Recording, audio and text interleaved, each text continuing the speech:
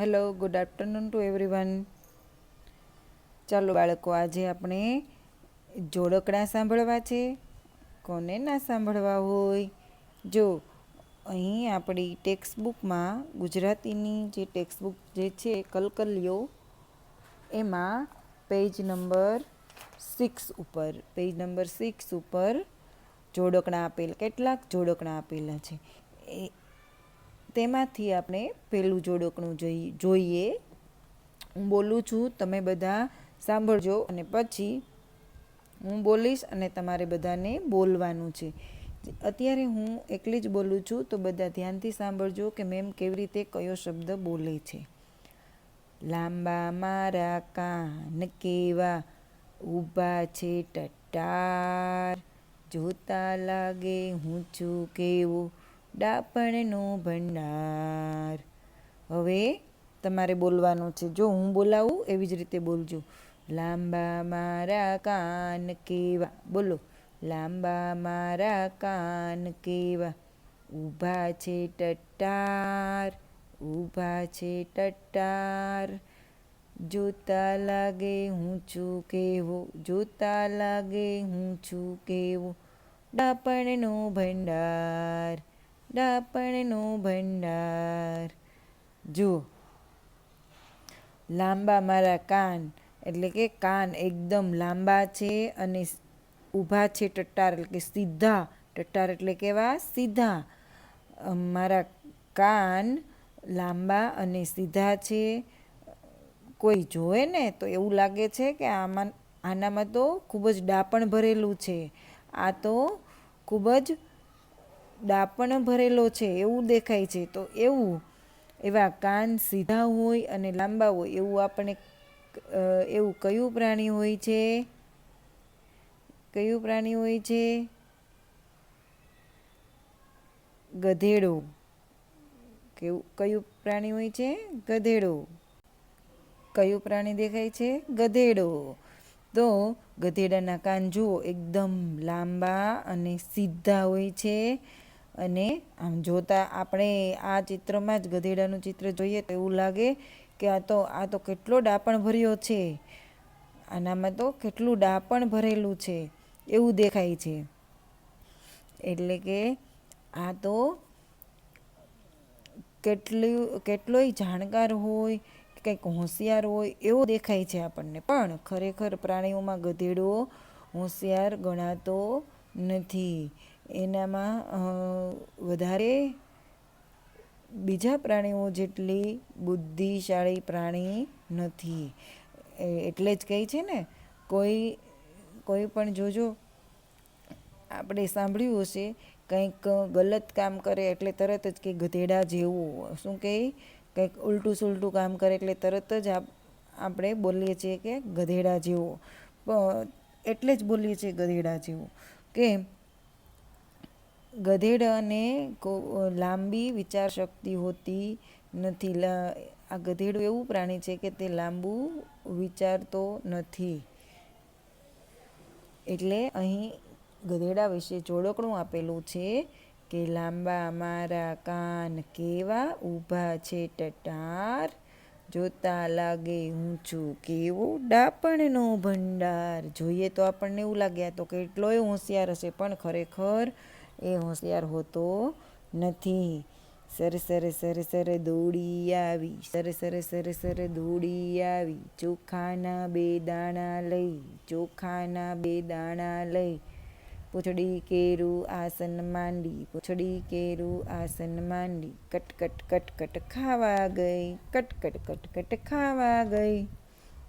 હવે અહીં સામે ચિત્રમાં જોઈશું આપણે તો આપણને દેખાશે કે આ શેનું ચિત્ર છે? ખિસકોલીનું.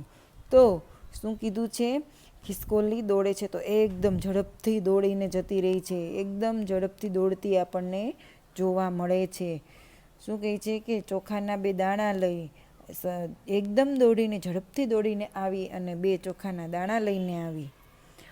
પૂંછડી કેરું આસન માંડી એટલે શું કહે છે? જુઓ, એ ખિસકોલી બેસે ને તો પોતાની પૂંછડી પાછળથી એકદમ પાથરી દે છે અને પોતે આમ બેઠી હોય એવી રીતે બેસે છે.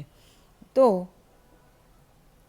એમ તો એના 4 પગ જ હોય છે, પણ એ ચારેય પગે ચાલે છે, પણ પાછળના 2 પગ ચાલવાનું અને એને એ પગ ઉપર બેસવાનું કામ કરે છે, અને જ્યારે ઉપરના જે આગળના 2 પગ છે એ હાથનું કામ કરે છે, કે આગળના જે પગ વડે એ ચાલે છે પણ ખરી અને હાથનું પણ કામ કરે છે.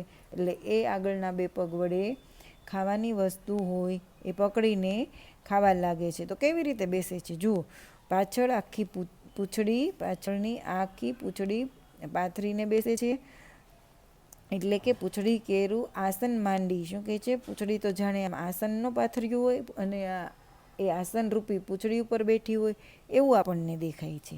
તો એ અને કેવી રીતે ખાવા લાગી? પાછી કટકટ કટકટ ખાવા લાગી. બેસી તો ગઈ અને કટકટ કટકટ ખાવા લાગી.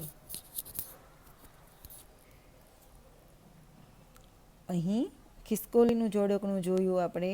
હવે આગળ પણ જોડકણા ઘણા બધા આપેલા છે. એ 2 જોડકણા આપણે કાલે જોઈશું. હવે આજે આપણે આપણી નોટબુકમાં જઈએ. તો આપણે રાઇટિંગ પાર્ટમાં જઈએ તો જુઓ, આગળના લેક્ચરમાં આપણે મોટા ઈનું રાઇટિંગ કર્યું હતું. મોટા ઈને કેવી રીતે લખવો, મોટો ઈ છે એવું આપણને ખબર પડે એના માટે આપણે શું કરવું કે આનું પાંખડું થોડું ઊંચું કરવું. એટલે આવી રીતે આપણે મોટા ઈનું રાઇટિંગ શીખ્યા. અને પછી હવે આપણે નેક્સ્ટ પેજમાં એક પ્રવૃત્તિ કરવાની છે. તો શું પ્રવૃત્તિ કરીશું કે સ્વર ઓળખો અને જોડો. એકદમ ઇઝી છે, મજા આવે એવી પ્રવૃત્તિ છે. જુઓ, અહીં વચ્ચે જે સર્કલમાં જે સ્વર લખેલો છે એ સ્વરને તમારે એવા સમાન સ્વર સાથે જોડવાના છે. એવા સમાન સ્વર સાથે તમારે જોડવાના છે. જુઓ, અહીંયા સર્કલમાં નાનો ઈ છે કે મોટો ઈ? જુઓ, પાંખડું થોડું નાનું છે એટલે આ નાનો ઈ છે. તો અહીં આજુબાજુમાં જે સર્કલમાં સ્વર આપેલા છે એ સ્વરમાં તમારે જોવાનું છે કે નાનો ઈ ક્યાં છે. અહીં છે, નથી તો જોડશો નહીં. અહીં છે, નથી તો જોડશો નહીં. અહીં છે તો આ સર્કલ અને આ સર્કલ તમારે જોડી દેવાનું છે. અહીં છે, સમાન વર્ણ, નથી તો જોડવાનું નથી. અહીં છે, હા, તો આ સર્કલ અને આ સર્કલ જોડી દઈશું. હવે અહીં જુઓ કે મોટો ઈ આપેલો છે અને આ નાનો ઈ છે, તો આ બંને સમાન છે, નથી તો જોડવાનો નથી. હવે અહીંયા બીજા નંબરમાં પણ વચ્ચે સર્કલમાં મોટો ઈ આપેલો છે. હવે તમારે આજુબાજુમાં જે સર્કલ છે તેમાં જોવાનું છે કે જ્યાં જ્યાં મોટો ઈ હોય ત્યાં તમારે જોડી દેવાના છે એ સર્કલ. તો અહીંયા પહેલો જ જોઈએ તો મોટો ઈ છે, હા તો જોડો. આ મોટો ઈ છે, નહીં તો નહીં જોડો. આ છે, નહીં તો ના જોડો. આ મોટો ઈ છે, નહીં તો ના જોડો. અહીં આ મોટો ઈ છે, હા છે, તો આ જોડી દેવાનો. આ બંને સર્કલ જોડી દેવાના.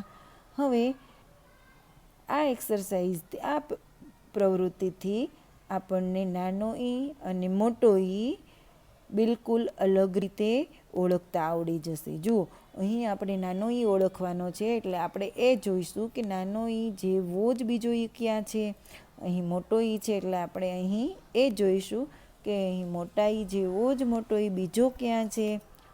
એટલે આપણને બિલકુલ બંને ઈ વચ્ચેનો તફાવત જણાઈ આવશે અને બરાબર આપણે નાનો ઈ ને મોટો ઈ ઓળખી શકીશું.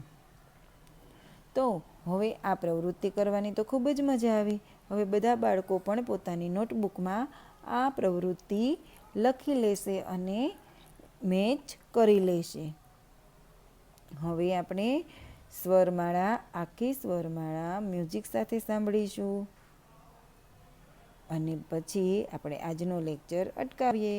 કાલે ફરી મળીશું. આવજો. અનાનસનો અનાનસનો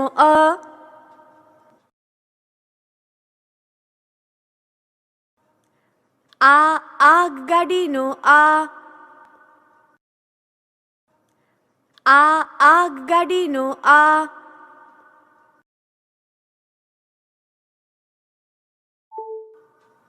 ઈયળનો ઈ. ઈયળનો ઈ.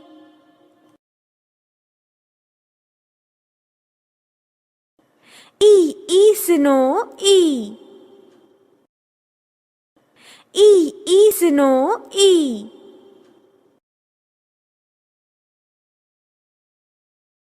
ઉતરાળનો ઉ. ઉતરાળનો ઉ.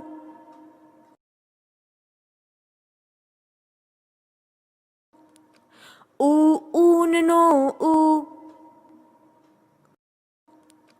ઊનનો ઉ.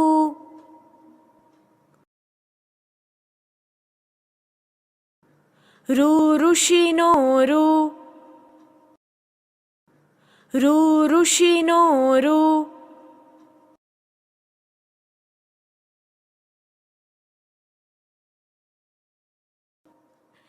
એરણનો એ.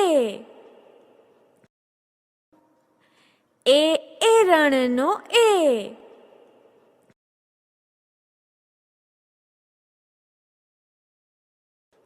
ઐરાવતનો ઐ. ઐરાવતનો ઐ.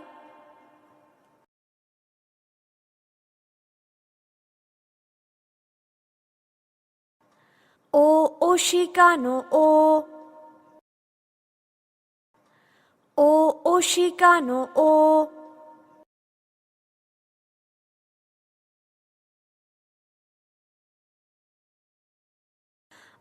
ઔષધનો ઔ. ઔષધનો ઔ.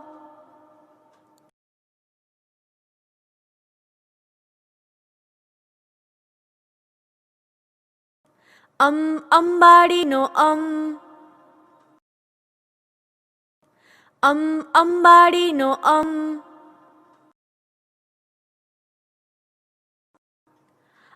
નમઃનો આહ. નમઃનો આહ.